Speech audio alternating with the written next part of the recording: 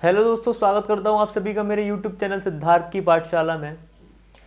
हम पढ़ रहे थे भारत का संवैधानिक विकास, जिसमें हमने कंपनी का शासन पढ़ा, फिर ताज का शासन पढ़ा और अब हमें पढ़ना है अपनी संविधान सभा को।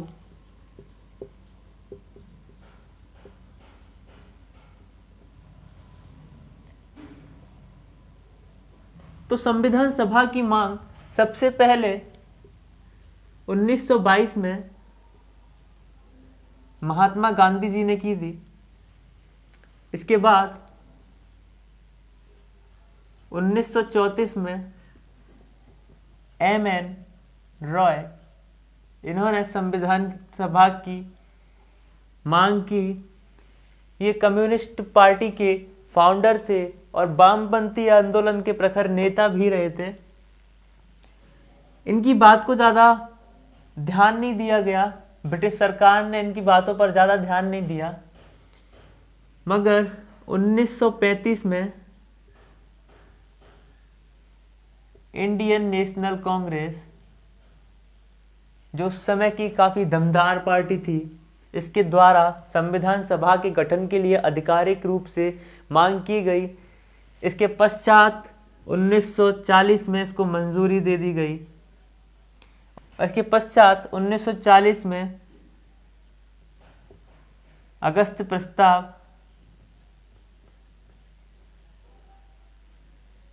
पेश किया गया, जिसमें संविधान सभा के गठन के लिए मंजूरी दे दी गई।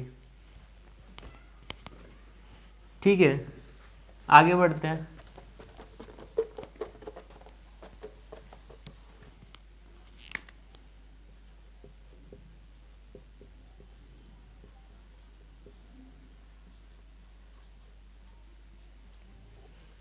जब 1940 में संविधान सभा के गठन के लिए मंजूरी दे दी गई, तब उसके बाद 1942 में ब्रिटिश कैबिनेट मंत्री सर स्टैफोर्ड क्रिप्स भारत में एक प्रस्ताव लेकर आए, जिसे कहते हैं क्रिप्स प्रस्ताव।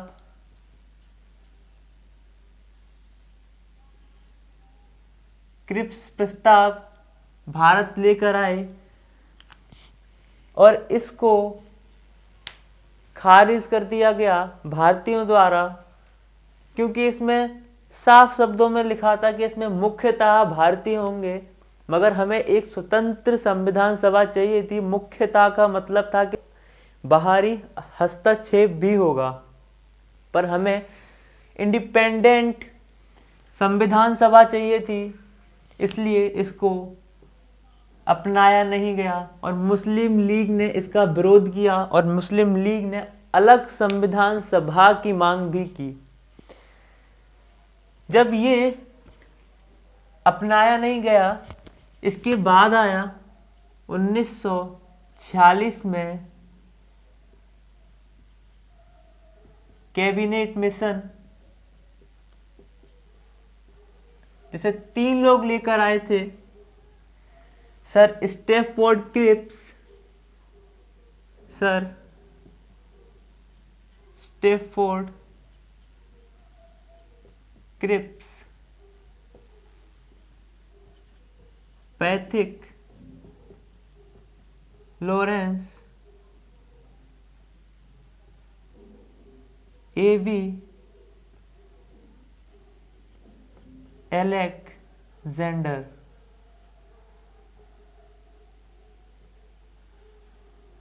एबी एलेक्जेंडर, ये 3 लोग कैबिनेट मिशन भारत लेकर आए।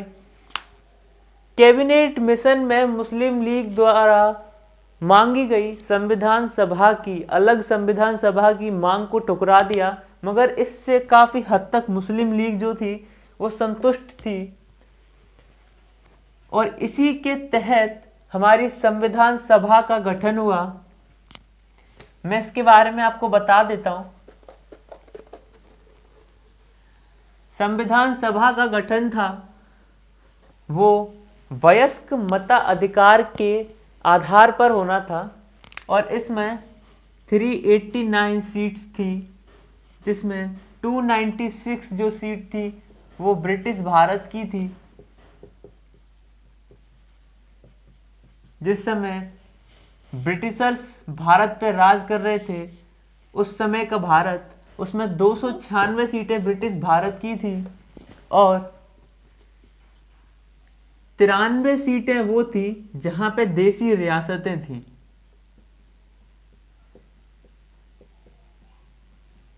जहां राजा राज्य करते थे। तो कुल मिलाकर सीटें थी 389। 296 में भी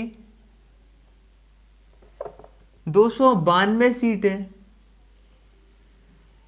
प्लस 4, ये 4 जो थी, जिस तरह आज हमारे यहाँ पे केंद्र शासित प्रदेश होते हैं, उसी तरह यहाँ पर चीफ कमिश्नरी क्षेत्र होते थे, उसकी 4 सीटें थी। इसमें 207 सीट मिली इंडियन नेशनल कांग्रेस को और 73 सीट मिली मुस्लिम लीग को। बाकी की 15 सीट जो स्वतंत्र नागरिक थे उन्हें मिली, जो इन दोनों में से किसी का हिस्सा नहीं थे। और जो चुनाव थे उस समय की आबादी को देखकर किए गए, जो प्रतिनिधि थे 10 लाख की आबादी से एक प्रतिनिधि चुना गया। इसी तरह 389 सीट्स बनी। आपको लग रहा होगा कि यार 389 क्यों की, 390 कर लेते, 380 कर लेते। तो उस समय की जनसंख्या को देखते हुए ये सीट निर्धारित की गई। तो आपने देखा कैसे कैसे इनको डिवाइड किया गया है। जब संविधान सभा बनी और संविधान सभा की पहली बैठक हुई तो देसी रियासतों ने कहा कि हम संविधान सभा में शामिल नहीं होंगे। अरे यार, अपना राज्य चल रहा है तो फिर क्यों किसी की सुनना, जब खुद ही तानाशाह है। तो फिर देसी रियासतों ने मना कर दिया कि हम संविधान सभा में शामिल नहीं होंगे। पहली बैठक हुई थी, आप इसे नोट कर लीजिए। चलिए, पहली बैठक जो हुई संविधान सभा की वो हुई 9 दिसंबर 1946 को। डॉक्टर सच्चिदानंद सिन्हा, डॉक्टर सच्चिदानंद सिन्हा ये सभा के अस्थायी अध्यक्ष रहे। एक दिन की अध्यक्षता करने के पश्चात इनकी मृत्यु हो गई थी। तो जो 9 दिसंबर 1946 को संविधान सभा की पहली बैठक हुई, इसका मुस्लिम लीग ने विरोध किया और कहा कि हमें अलग पाकिस्तान चाहिए। इन्होंने विरोध किया, देसी रियासतें विरोध कर ही रही थी। उस समय संविधान सभा की पहली बैठक में सदस्यों की संख्या थी 211 सदस्य जो सभा में मौजूद थे। इसके पश्चात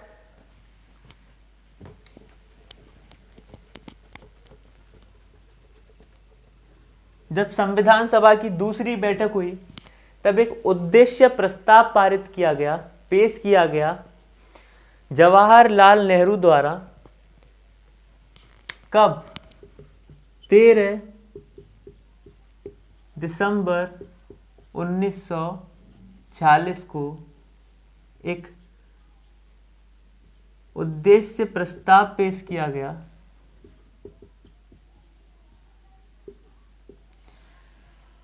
जो कब अपनाया गया? 22 जनवरी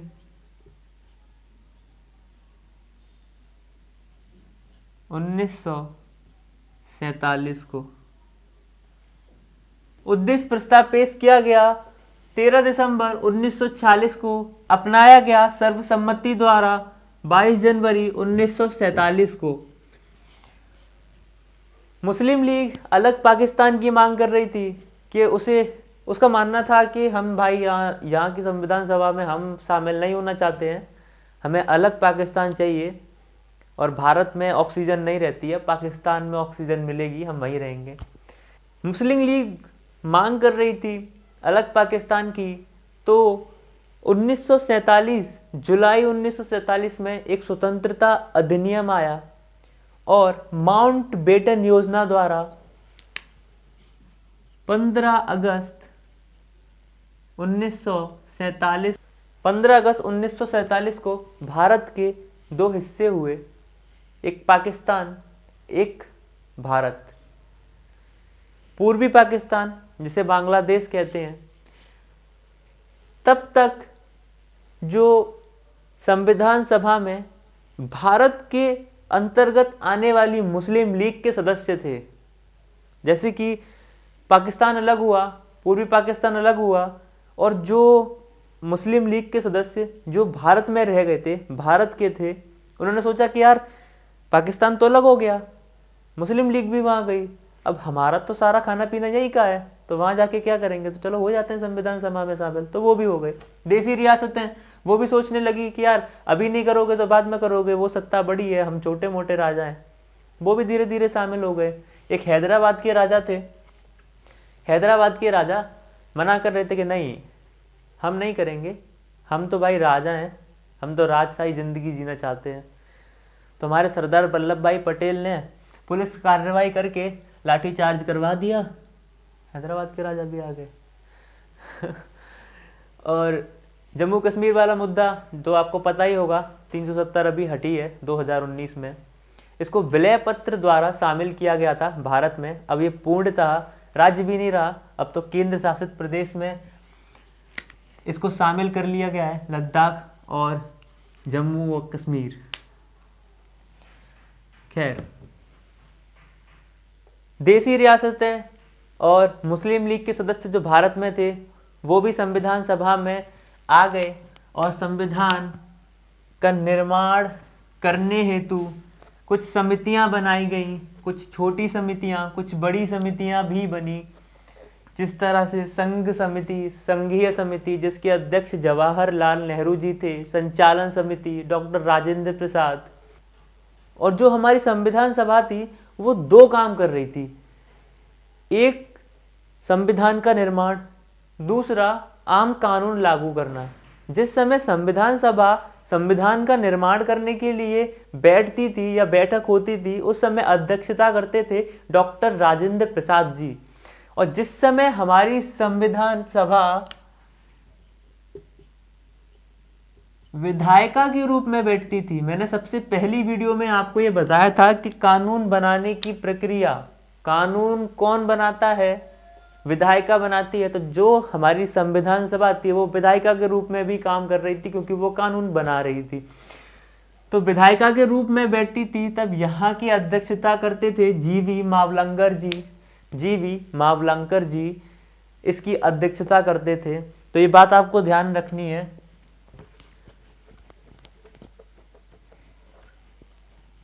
इसमें एक समिति थी, मैंने बताया कि कुछ छोटी मोटी समितियों में कार्य बांट दिए गए थे। जिस तरह से आज हमारी सरकार होती है, गृह मंत्रालय, विदेश मंत्रालय। हमारे संवैधानिक सलाहकार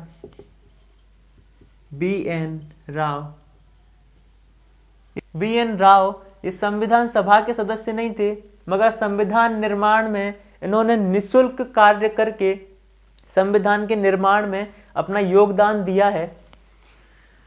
इन्होंने एक समिति का गठन किया, प्रारूप समिति। सभी समितियों में एक महत्वपूर्ण समिति थी जिसका नाम था प्रारूप समिति,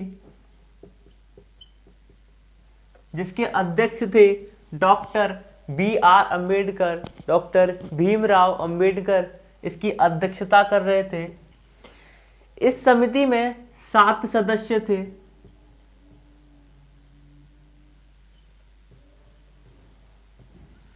सात सदस्यों में से पहले थे doctor BR Ambedkar,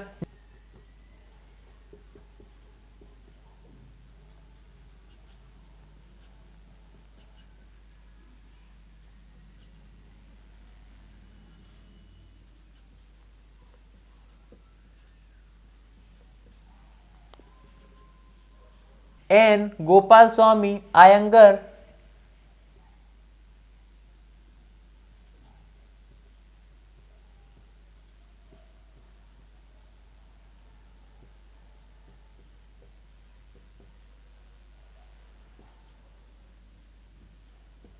Alladi Krishnaswamy Ayyar, doctor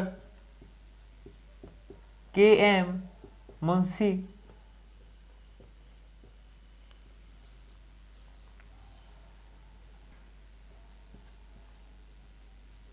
Syed Mohammad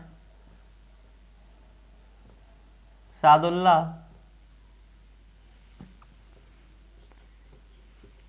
N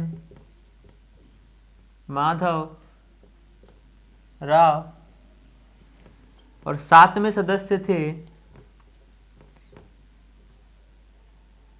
TT. Krishna मचारी।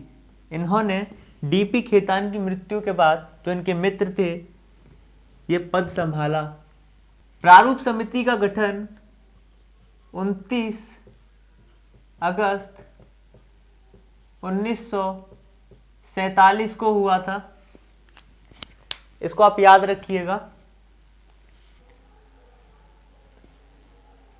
Bharat का संविधान 2 साल 11 महीने 18 दिन में बनकर तैयार हुआ। इसको लागू किया गया 26 जनवरी 1950 को और संविधान सभा द्वारा इसे 26 नवंबर 1949 को अपनाया गया था। आपसे प्रश्न पूछ ले जाते हैं कि संविधान सभा ने संविधान को कब अपनाया था, तो आपको याद रखना है 26 नवंबर 1949 को संविधान सभा द्वारा संविधान को अपनाया गया था और 26 जनवरी 1950 को संविधान को लागू किया गया।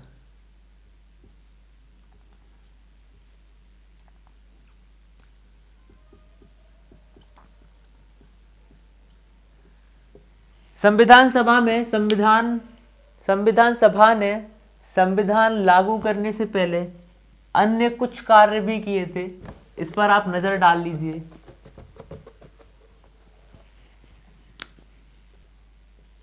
बाईस जुलाई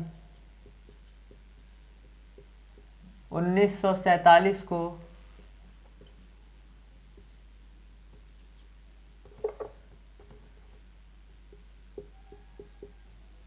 राष्ट्रीय ध्वज को अपनाया। राष्ट्रीय ध्वज इंडियन फ्लैग को अपनाया गया था 22 जुलाई 1947 को। 24 जनवरी 1950 को 3 मुख्य काम हुए थे। राष्ट्रीय गान को अपनाया था,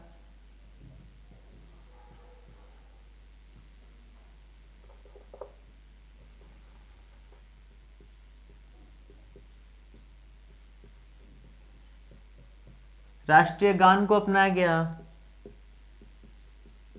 राष्ट्रीय गीत को अपनाया गया और डॉक्टर राजेंद्र प्रसाद जी को भारत का पहला राष्ट्रपति नियुक्त किया गया।